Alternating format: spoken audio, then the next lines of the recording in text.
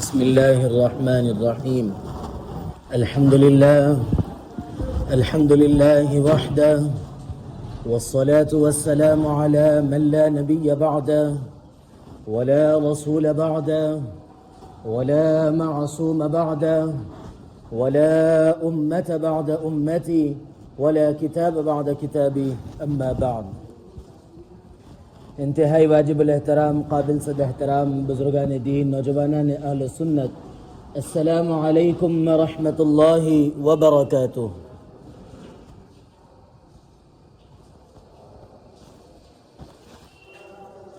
اسلام اور جناب نبی کریم علیہ الصلاۃ والسلام نے اپنے ماننے والوں کو ہمیشہ وقتاً فوقتاً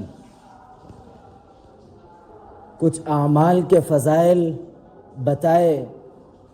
وجہ اس کی یہ ہے کہ ہمارے جذبات عمل کے لیے ابھرے اور ہم اپنے آپ کو عمل کے لیے تیار کریں. آپ دیکھیے، رمضان المبارک کا مقدس مہینہ آتا ہے تو اللہ کے نبی علیہ الصلاۃ والسلام کے بہت ساری احادیث ہمارے سامنے آتی ہیں کہ رسول اللہ صلی اللہ علیہ وسلم نے فضائل بیان کیے کہ رمضان المبارک میں فرائض کا درجہ بڑھا دیا جاتا، نوافل کا درجہ بڑھا دیا جاتا، اور ہر اعتبار سے ہر نیکی کا درجہ بڑھا دیا جاتا، تاکہ آدمی اس مہینے کے اندر اپنے آپ کو شوق کے ساتھ عمل سے جوڑے.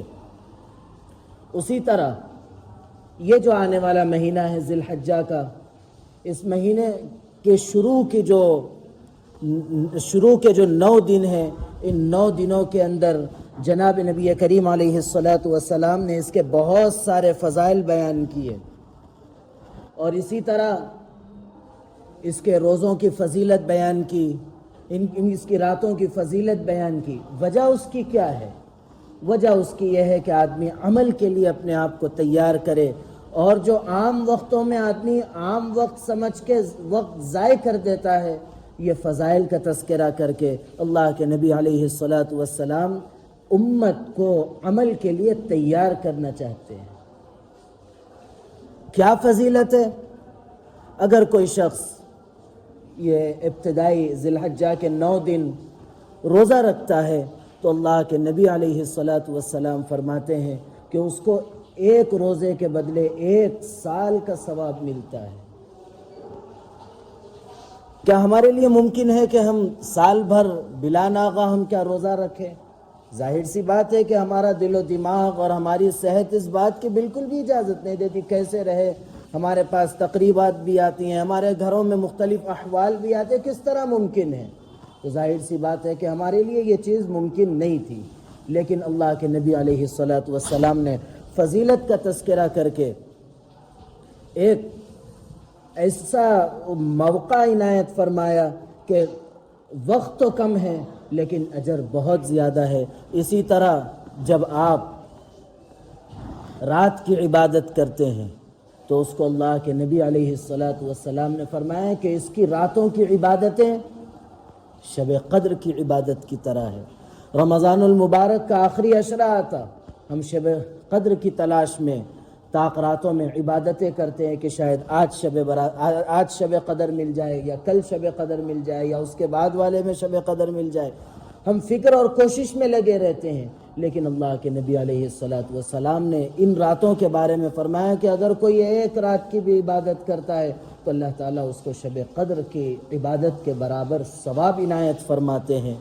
تو آپ سوچئے کہ بہت زیادہ غور و فکر تلاش کی ضرورت نہیں ہے. رات مل گئی، عبادت کر لیے، شب قدر کا اجر پا لیے. اس لیے فکر کرنا ہے اور کوشش کرنی ہے. اور پھر اچھا چلیے ٹھیک ہے، ہم پوری عبادات کرنا ہمارے لیے ممکن نہیں ہے، روزہ ہمارے لیے ممکن نہیں ہے. کم از کم درجے میں آدمی کو چاہیے کہ وہ عشاء کی نماز اور فجر کی نماز باجماعت پڑھنے کا تو کم سے کم اہتمام کرے، تاکہ اللہ تعالیٰ اس کی برکت سے اس کو مکمل نہیں تو نہیں کچھ تو ضرور ثواب عنایت فرمائے. اور اسی طرح اگر دن میں روزہ نہیں رکھ سکتے تو کم از کم درجے میں آدمی کو یہ چاہیے کہ اپنے آپ کو گناہوں سے بچائے، نظر کی حفاظت کرے، زبان کی حفاظت کرے، ہر اعتبار سے ہر چھوٹے بڑی برائی سے اپنے آپ کو کم از کم درجے میں بچائے اور کوشش کرے اور اس کی فکر کرے کہ اللہ رب العزت ہم سب کو گناہوں سے بچائے رکھے اور آنے والے وقتوں میں عبادات کی توفیق میسر فرمائے۔ پھر اس مہینے کے اندر ذی الحجہ میں ایک عید بھی ہمارے لیے آتی ہے، عید الاضحیٰ۔ اس سے پہلے جو لوگ قربانی کرتے ہیں، جن کے اوپر قربانی ہے، ان کے لیے مسنون عمل یہ ہے کہ وہ شخص ذی الحجہ کا مہینہ شروع ہونے سے پہلے پہلے اپنے ناخن اور بال کاٹ لیں۔ فرض نہیں ہے، واجب نہیں ہے، لازم نہیں ہے، لیکن ایک مسنون عمل ہے، اہتمام کرنا چاہیے۔ آج ہم مسنون اعمال کا اہتمام کریں گے تو کل ہمارے لیے سنتیں آسان، کل سنت آسان، پرسوں فرض آسان۔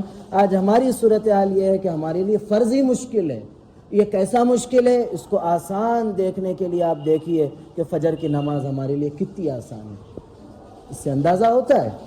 اور پھر جب ان چیزوں کا اہتمام کریں گے تو آنے والے آگے بھی جو عبادات ہیں وہ ہمارے لیے آسان ہوگی۔ اور پھر اس کے اندر ایام تشریق آتے ہیں کہ 9 ذی الحجہ کی فجر سے 13 ذی الحجہ کی عصر تک تکبیر تشریق پڑھنا ہے، اور تکبیرات تشریق کے اندر یہ ہے کہ ایک مرتبہ پڑھنا سنت، اور ایک سے زائد جو ہمارے لیے جو ہم رائج کر لیے، یہ کوئی ضروری فرض واجب ایسا کوئی ایسا نہیں ہے، بلکہ ایک ہی مرتبہ پڑھنا ہمارے لیے کافی ہے۔ اب باقی جو جس اہتمام کے ساتھ جو جس لحاظ سے عبادات کرتے وہ ان کی اپنی مرضی، ان کا ذاتی عمل، سنت اور جناب نبی کریم علیہ السلام کے حکم سے یہ چیز نہیں ہے۔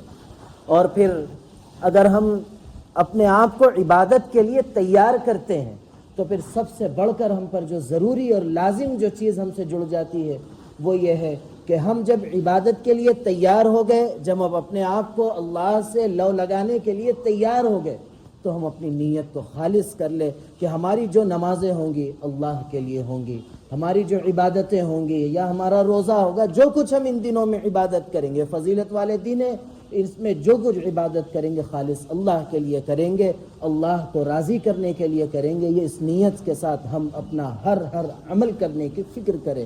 اللہ رب العزت ہم سب کو کہنے سننے لکھنے پڑھنے سے زیادہ عمل کی توفیق عطا فرمائے، عمل کی باتوں پر عمل کرنے، بچنے کی باتوں سے بچنے اور عقیدے کی باتوں پر عقیدہ رکھنے کی توفیق عطا فرمائے۔ آمین۔ وآخر دعوانا ان الحمد للہ رب العالمین۔